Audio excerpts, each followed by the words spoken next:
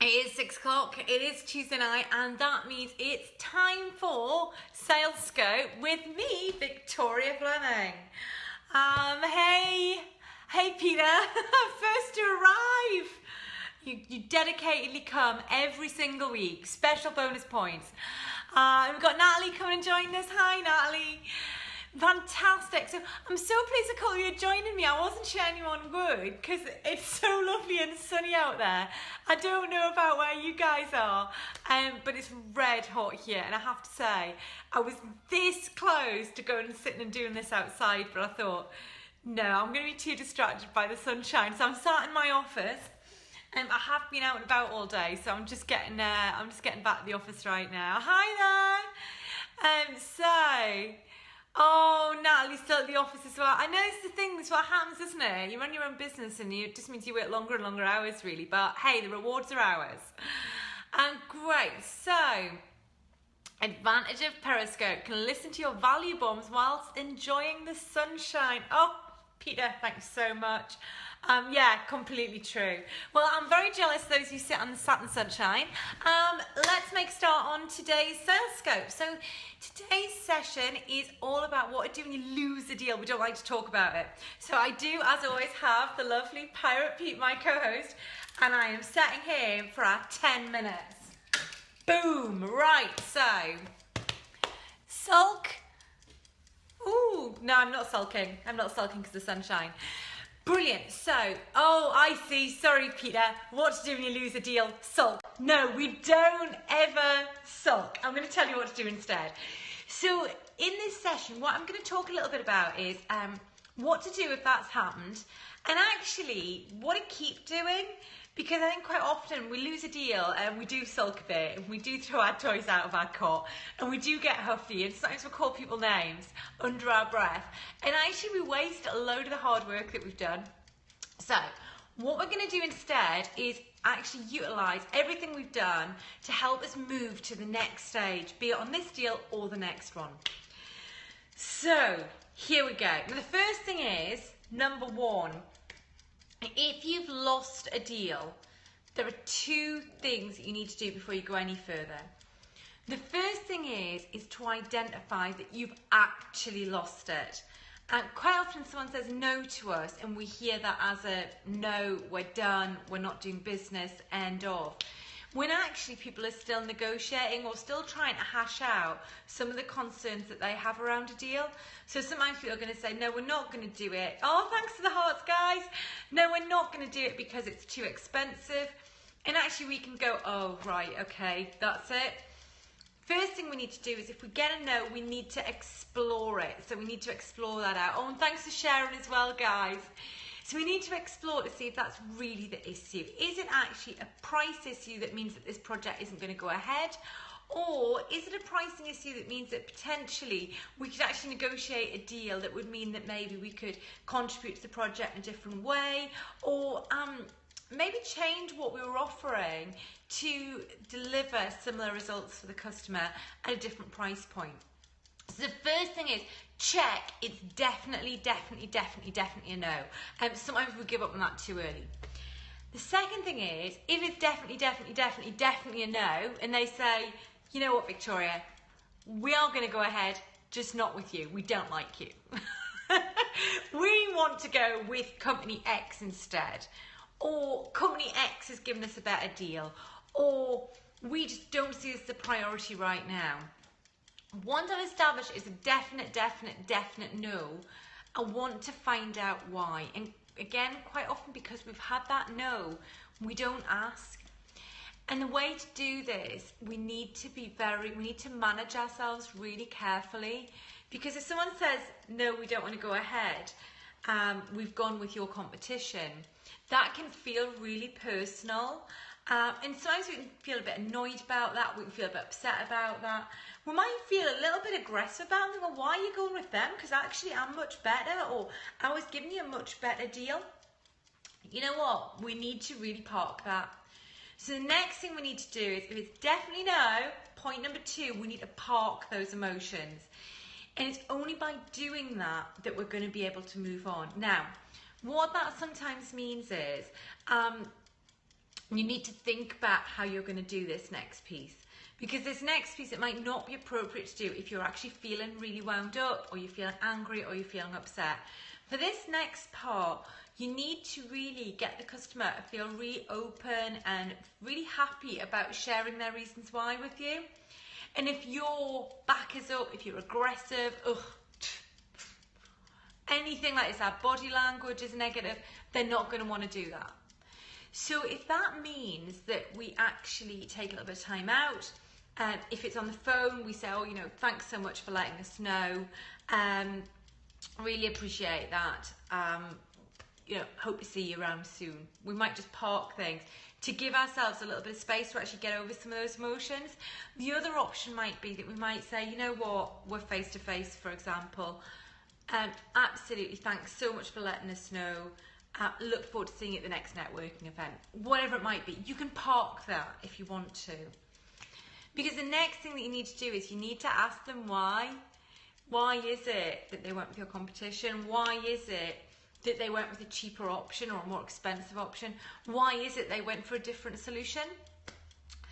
And to do that, you need to be really cool and calm, relaxed, completely non-confrontational.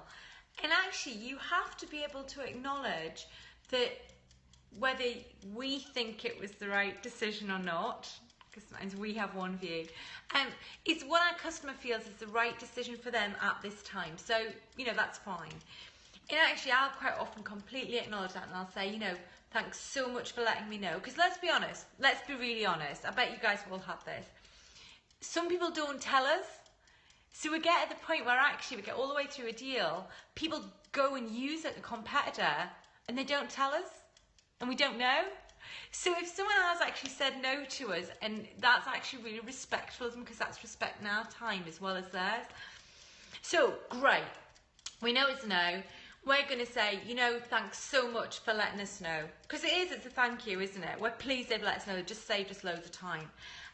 Thanks for letting us know. It would be really helpful for me just to help me in my business develop and think about other opportunities that I'm involved in. If you could give me a little bit of feedback, was there any specific reason that you chose to go with X instead of myself? And it's, you know, just to get an idea of that. So what you can see is I'm being quite light. I'm trying to keep all the emotion out of it. I'm being very friendly in my tone and everything. But what I'm really asking is, why did you go with them? Or why did you do that? Or why did you choose this different solution? It's super important that we ask that question. And then it's super important that we sit back and we don't then start to objection handle. So they might go, well, we went with them because actually what we felt was their training offered ABC, which your training doesn't. Now, you might be thinking in your head, my training does offer ABC. Were you not listening? Anyone done this? Anyone? Is it just me? Of course, it happens to all of us. We sit there and we think, well, it does do that. It does do that. Yeah, heart me, because it's true. And we think, well, it does do that. I can't believe you're saying that. At this point, we've lost the deal. What we need to now accept is our training might do exactly the same thing. It might offer exactly the same thing. We have made an error, and the error that we have made is that we haven't explained that clearly enough to the customer. So we really need to acknowledge, thank you so much for telling us that. It's really helpful for next time. And next thing is, I would always wish them well. So I'd always say, you know, I really hope that you have, you know, that training goes really well for you. And then I would make sure, oh, thanks for the hearts. I would make sure that I'm leaving the door open. And I would say, you know, ever I can help you, you know where I am, feel free to pick up the phone. Now I can go home, lick my wounds, and I can reflect on the fact that that customer felt that my product didn't do something that my competitors did, even though it did. Because actually that's not their problem, that's mine. It's me that's made that error, it's not them. I haven't clearly enough explained it. So this gives me the opportunity to reflect on that. The other brilliant thing is, this has told me what was important to that customer. Now, to get to this point, how long have we been speaking to this customer for? I mean, I don't know about you, but sometimes, you know, by the time I get to this point, I've been talking to them for weeks, months, years. I know about them, I know about their staff, I know about their wife, I know about their children, I know about their dog. And this is a long, ongoing relationship. Just like Pirate Pete and me, it's an ongoing relationship. And it's really easy when we've got the huff and we're a little bit sad just to throw all that work away. You know what, we might have lost the battle, we might have lost the sale on this occasion. What I would really urge you to do though is think about continuing that relationship and continuing to put effort into it. The reason for that is, for you to have got so close to a sale and to have lost out, you are already ticking loads of boxes for this customer, for this potential client. So that's amazing, because that then actually means that, you know, you were so close to it. Please don't walk away from all of your hard work. You've done all that work, building that relationship. So what we're going to do now is we're going to put them on our high love chart, our little love chart. Yeah, we're going to send them hearts as well. Because we're going to maintain and develop that relationship. So for me, what does that look like? If I've got a customer who has decided not to go with me for a piece of work, I will absolutely ask for feedback. I will thank them for that feedback. I will personally go away and reflect and think about what I need to do differently next time. And then, next time I see them, I'll quite often thank them for the opportunity and ask how the work's gone. Great thing about that is it just shows that I've got absolutely no hard feelings, so they don't need to feel difficult about talking to me about that. And then I can say, how did it go? Did you really enjoy it? And quite often at that point in time, they'll then actually share with me what happened with that piece of work, how it went, and what results they've got on the back of it. The great thing is that we're now back in dialogue. I've actually removed all of the awkwardness from the situation. Hi, Craig. I've removed all of the awkwardness from that situation. So because of that, it makes it really easy for me to continue to sustain that relationship, keep in touch, keep, you know, my normal, usual, smiley relationship with that customer, and keep in touch with them. Because you know what? Quite often, if there's one opportunity, there's quite often another opportunity down the line. And sometimes that work doesn't work out. So you want to be the person that was really non-judgmental, that really valued their feedback, that really understands them, who's available should anything go wrong or there's a problem with that provider or whatever else it might be. So, in summary, because Pirate Pete has got us out of time already, I think he was going fast. He wants to get home and get in the garden, that's what it is. So these are our key things. So the first thing is have we definitely lost the deal? If we've lost the deal, why have we lost the deal? And third thing is reflect on those reasons why. Is it valid? What can we do differently next time? Fourth thing is, throughout this, we need to park our emotions, keep our emotions all the way out of it. And then the fifth thing is to actually thank that person for their feedback. Ask them how the project or the piece of work went after the event. And you know what? Continue to build and work on that relationship. Because you might not have won this bit of work, but hell, you're going to get the next one. So they're my massive top tips. So next time you do lose a deal, you know what? You can actually get it back. You might not win that deal, but you're going to win the next one with that customer. You've done the work. Just keep plugging away. And most importantly, just park those emotions. So from me and from Pirate Pete, that is it for this Tuesday night. Oh, thank you for the heart.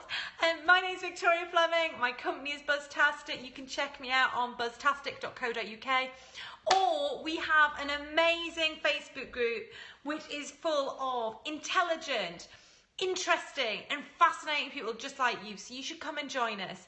So on Facebook you just need to search for us on Superstars of Sales. It's a closed group. Come and join us and see what it's all about. So that's all from me for this week. We will see you, myself and Pirate Pete, next week, same time, same place, Tuesday 6 o'clock. Thanks so much for tuning in. So thanks Natalie, thanks Peter, and Craig came in at the end, so thanks so much there. Yeah. Oh, Natalie, and you've asked to join the group. Great, I look forward to seeing you there. See you all soon. See you next Tuesday. Bye.